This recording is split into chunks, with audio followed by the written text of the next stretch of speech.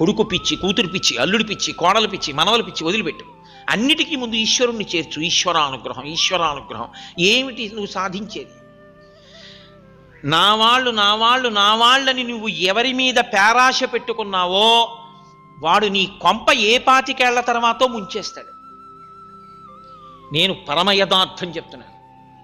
కొడుకు కొడుకు కొడుకు కొడుకని పేరాశ పెట్టుకుని పిచ్చెక్కిన వాళ్ళు నాకు తెలుసా అండి? నేను ఈ మాట అందుకే చెప్తున్నాను. ఒక వృద్ధాశ్రమానికి ఒకానొకప్పుడు మీరు చెప్పిన రామాయణ ప్రసంగాలు వినడానికి వస్తుంటారండి వీళ్ళందరూ వ్యాన్లో. ఒక్కసారి వృద్ధాశ్రమానికి రెండంటే నేను ఒక వృద్ధాశ్రమానికి వెళ్ళాను. వెళ్ళి చూస్తుంటే ఒక ఆవిడ పెట్టి సర్దేసుకుని వీధిలో కూర్చున్నారు.